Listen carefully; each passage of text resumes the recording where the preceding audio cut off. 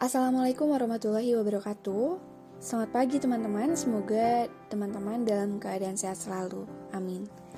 Sebelumnya terima kasih karena teman-teman telah mengklik video ini, di mana hari ini kita akan membahas materi mengenai kode etik psikologi pasal 13 sampai dengan pasal 16, yaitu tentang hubungan antar manusia satu.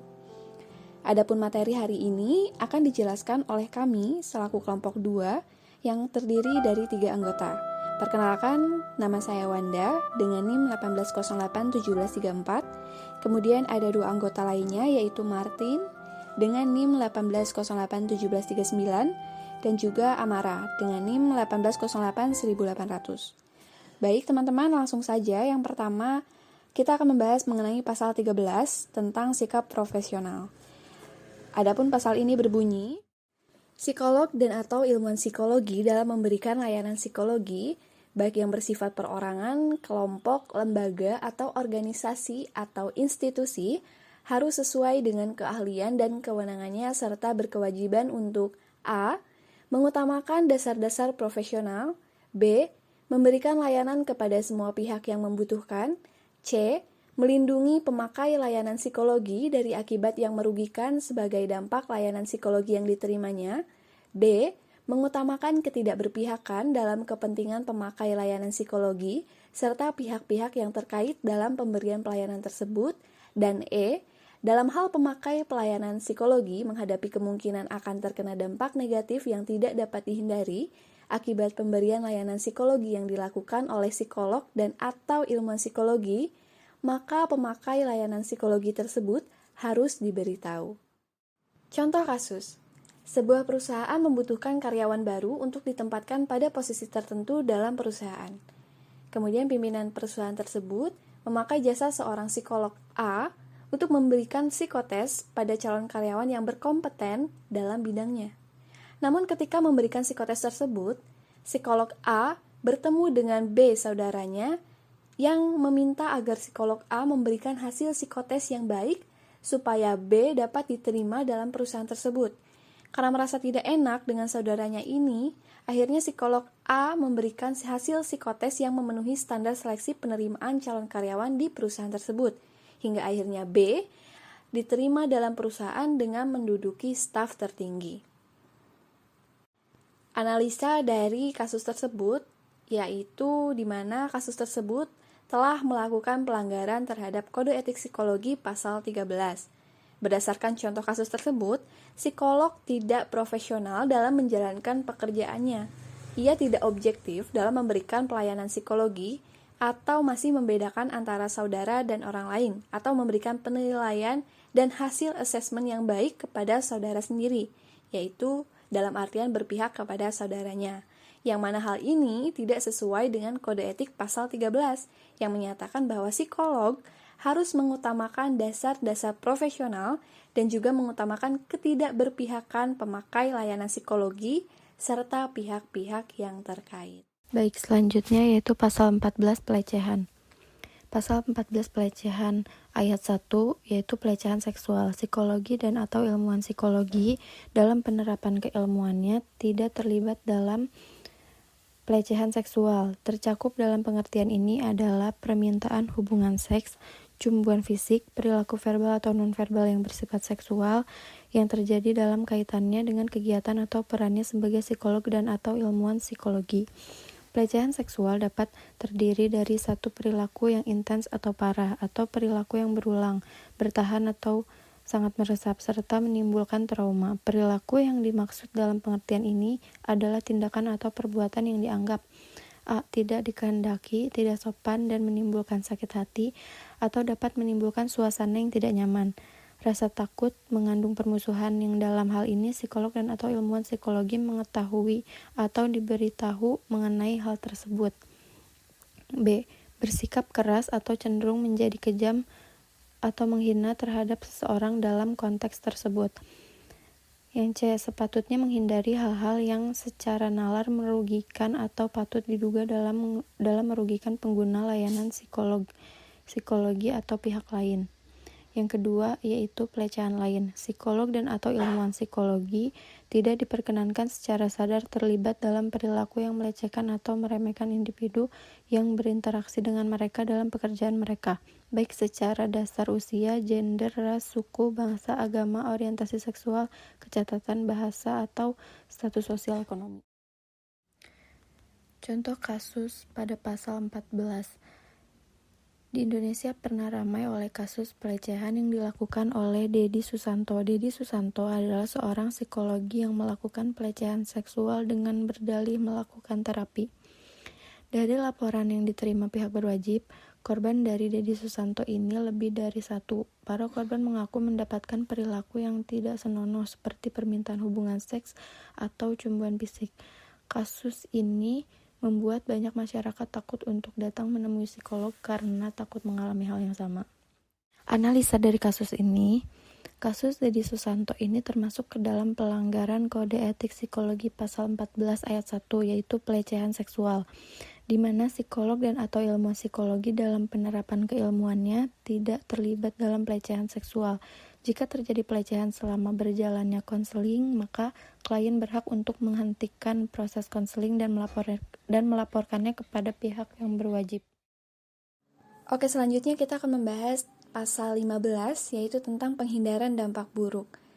Pasal ini berbunyi psikolog atau ilmuwan psikologi mengambil langkah-langkah yang masuk akal untuk menghindari munculnya dampak buruk bagi pengguna layanan psikologi, serta pihak-pihak lain yang terkait dengan kerja mereka, serta meminimalkan dampak buruk untuk hal-hal yang tak terhindarkan tetapi dapat diantisipasi sebelumnya. Dalam hal ini, maka pemakai layanan psikologi serta pihak-pihak lain yang terlibat harus mendapat informasi tentang kemungkinan-kemungkinan tersebut. Adapun contoh kasusnya yaitu seorang psikolog membuka praktik psikologi dengan memasang plang di depan rumahnya. Ia melakukan beberapa praktek, antara lain mendiagnosis, memberikan konseling dan psikoterapi terhadap kliennya.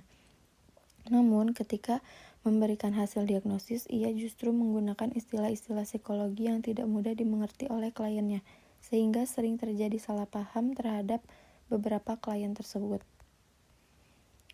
Pelanggaran Kode Etik Pasal 15.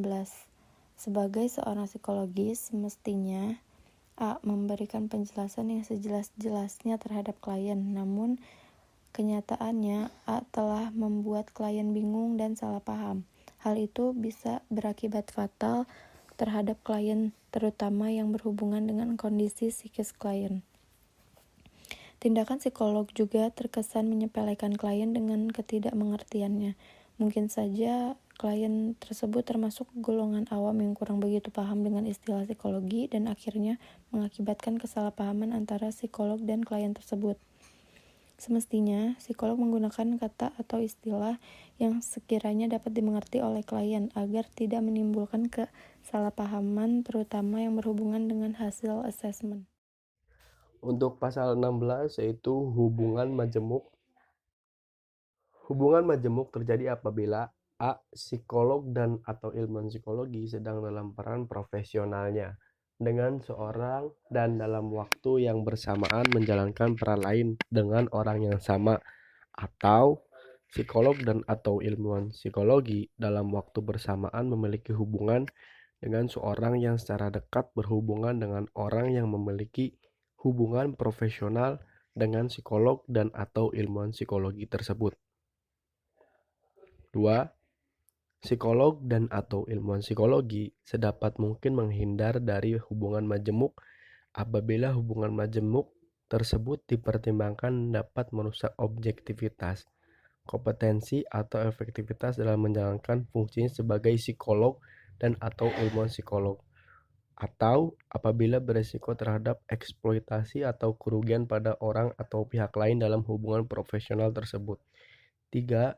Apabila ada hubungan majemuk yang diperkirakan akan merugikan, psikolog dan atau ilmuwan psikologi melakukan langkah-langkah yang masuk akal untuk mengatasi hal tersebut dengan mempertimbangkan kepentingan terbaik orang yang terkait dan kepatuhan yang maksimal terhadap kode etik. Oke, kita lanjut ke pasal 16. Kasus pasal 16 tentang pelanggaran kode etik. BBC News 2000 memberitakan bahwa seorang psikolog yang sudah menikah berhubungan seksual dengan klien wanitanya yang datang dengan tujuan untuk melakukan konseling. Kasus ini menyebabkan psikolog tersebut dikeluarkan dari British Psychological Society. Psikolog yang bernama Timothy Naylor dianggap melakukan pelanggaran kode etik profesi. Menurut Patricia Hitchcock, juru bicara BPS menjelaskan bahwa hubungan personal muncul setelah sesi terapi dan berujung pada seks tanpa proteksi. Selain itu, Naylor juga meminta wanita tersebut untuk tidak menceritakan hal ini kepada terapis sebelumnya atau orang lain. Apabila wanita tersebut menceritakan hal ini, wanita tersebut bisa saja kehilangan pekerjaan dan hak asuh anaknya. Analisa kasus pasal 16. Menurut Pope, dalam Persof 1999, dual relationship atau hubungan majemuk dalam psikoterapi terjadi ketika seseorang terapis berada dalam suatu hubungan signifikan yang berbeda dengan kliennya. Umumnya, hubungan yang terbentuk karena faktor sosial, finansial, atau profesional. Hubungan majemuk terkadang terjadi dalam bentuk hubungan seksual yang dianggap penting. Hubungan seksual antara terapis dan kliennya dianggap dapat menghangatkan hubungan, meningkatkan sense of acceptance, mengembangkan pandangan seksualitas yang lebih sehat, memulihkan klien dari disfungsi seksual karena trauma, dan alasan-alasan lainnya. Dalam kasus ini, bisa kita lihat bahwasanya dalam pasal 16 menjelaskan bahwa hubungan majemuk sedapat mungkin dihindari jika dapat mengganggu objektivitas atau memunculkan eksploitasi atau dampak negatif. Dalam hal ini, hubungan majemuk tidak dapat dihindari, namun dapat diminimalkan dengan cara selective inattention.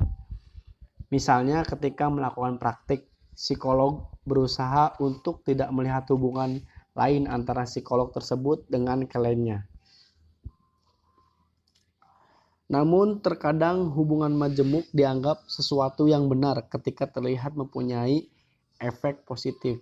Misalnya hubungan seksual dianggap meningkatkan kehangatan hubungan antara psikolog dengan kliennya dan meningkatkan perasaan diterima klien. Meskipun sampai saat ini tidak ada penelitian atau data statistik yang signifikan yang menunjukkan efek positif tersebut.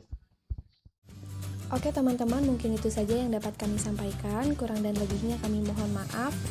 Wabillahi taufiq wal hidayah. Wassalamualaikum warahmatullahi wabarakatuh.